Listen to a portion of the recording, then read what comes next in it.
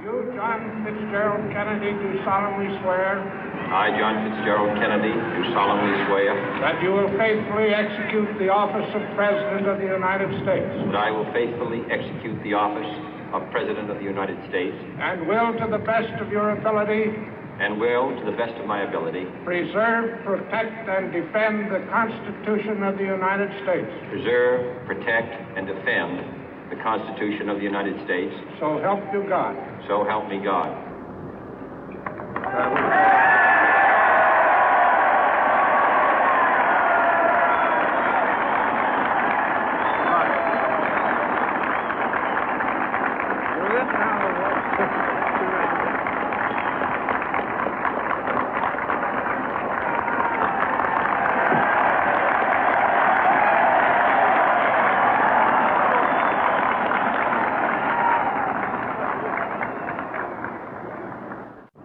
Vice President Johnson, Mr. Speaker, Mr. Chief Justice, President Eisenhower, Vice President Nixon, President Truman, Reverend clergy, fellow citizens.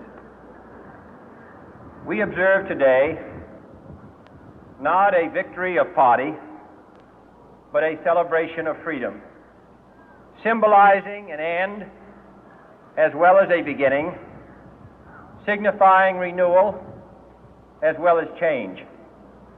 For I have sworn before you and Almighty God the same solemn oath our forebears prescribed nearly a century and 3/4 ago.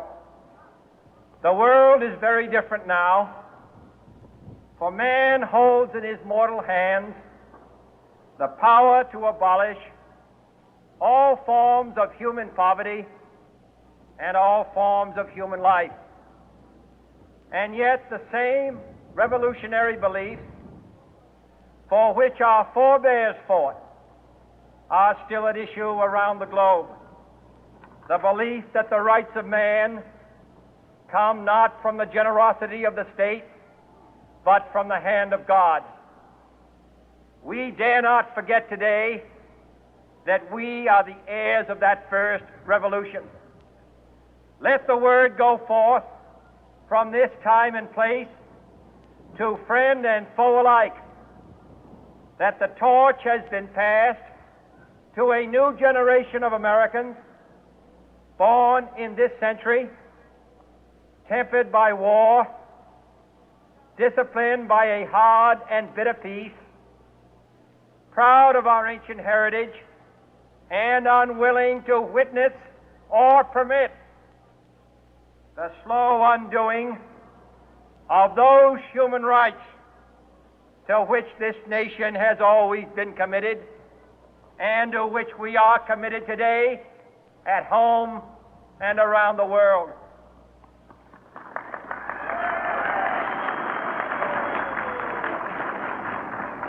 Let every nation know, whether it wishes us well or ill, that we shall pay any price, bear any burden, meet any hardship, support any friend, oppose any foe to assure the survival and the success of liberty.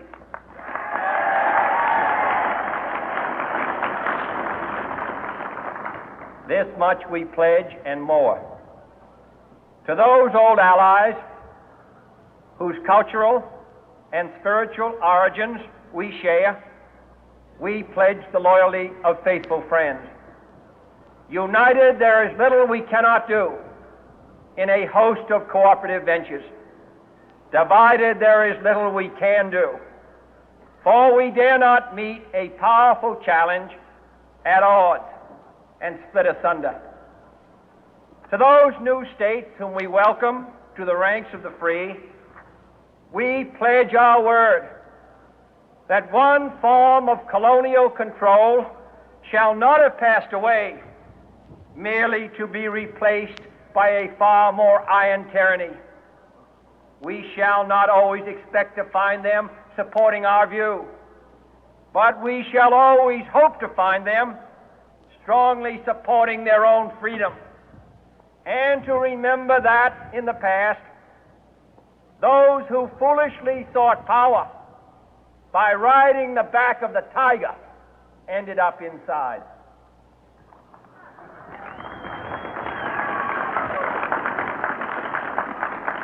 To those people in the huts and villages of half the globe struggling to break the bonds of mass misery, we pledge our best efforts to help them help themselves for whatever period is required, not because the communists may be doing it, not because we seek their votes, but because it is right. If a free society cannot help the many who are poor, it cannot save the few who are rich.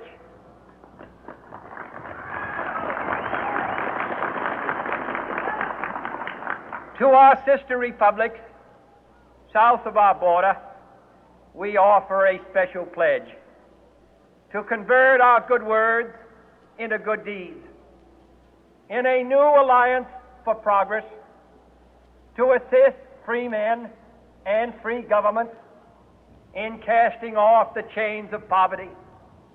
But this peaceful revolution of hope cannot become the prey of hostile powers. Let all our neighbors know that we shall join with them to oppose aggression or subversion anywhere in the Americas. And let every other power know that this hemisphere intends to remain the master of its own house.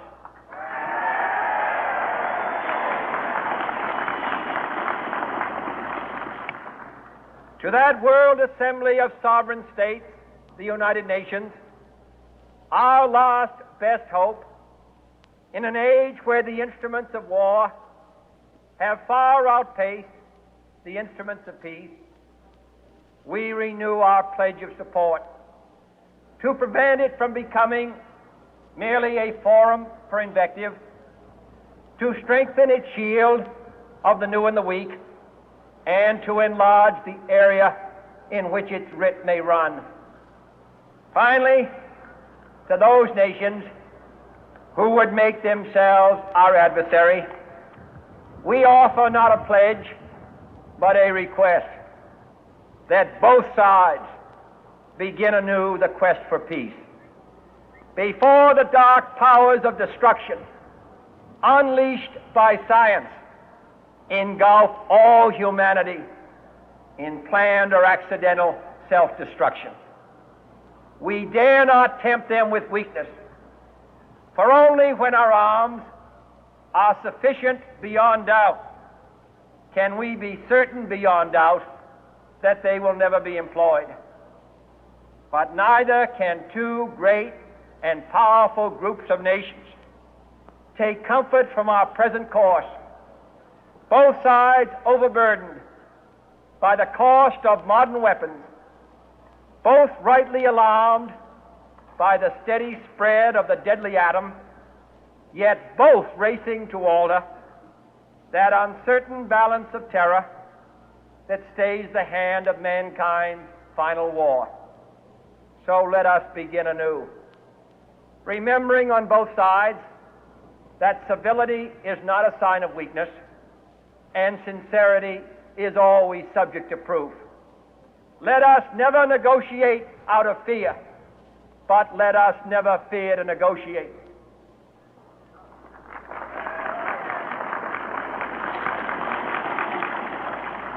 Let both sides explore what problems unite us, instead of belaboring those problems which divide us.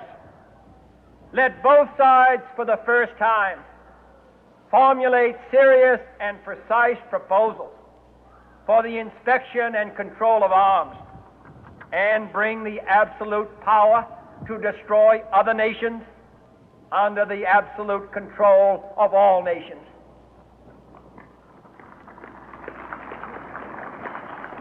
Let both sides seek to invoke the wonders of science instead of its terrors.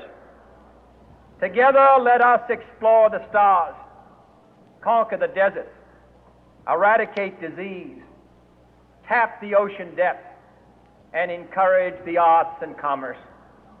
Let both sides unite to heed in all corners of the earth the command of Isaiah to undo the heavy burden and let the oppressed go free. And if a beachhead of cooperation may push back the jungle of suspicion, let both sides join in creating a new endeavor, not a new balance of power, but a new world of law, where the strong are just and the weak secure and the peace preserved. All this will not be finished in the first 100 days, nor will it be finished in the first 1,000 days, nor in the life of this administration, nor even perhaps in our lifetime on this planet. But let us begin.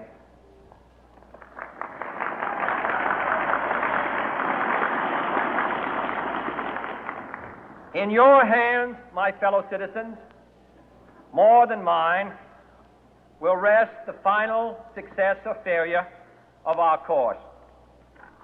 Since this country was founded, each generation of Americans has been summoned to give testimony to its national loyalty.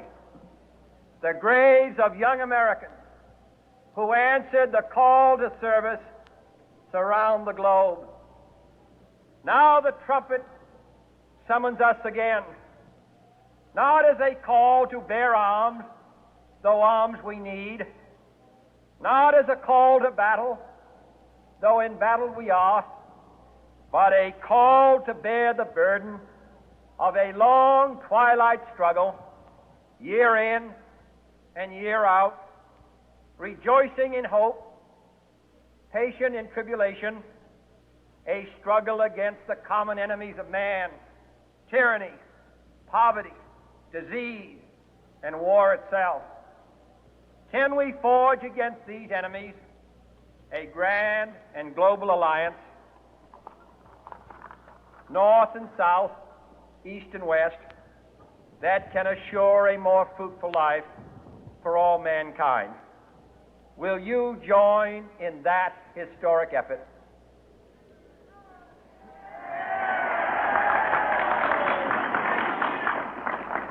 In the long history of the world, only a few generations have been granted the role of defending freedom in its hour of maximum danger. I do not shrink from this responsibility. I welcome it.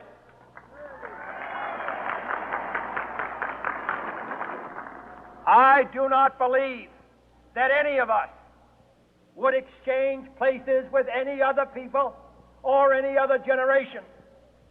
The energy, the faith, the devotion which we bring to this endeavor will light our country and all who serve it. And the glow from that fire can truly light the world. And so, my fellow Americans, ask not what your country can do for you. Ask what you can do for your country.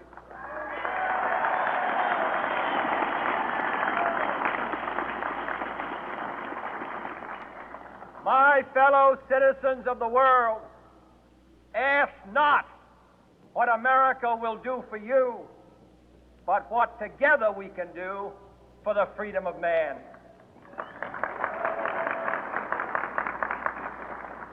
Finally, whether you are citizens of America or citizens of the world, ask of us here the same high standards of strength and sacrifice which we ask of you. With a good conscience, our only sure reward, with history the final judge of our deeds, let us go forth to lead the land we love, asking His blessing and His help, but knowing that here on earth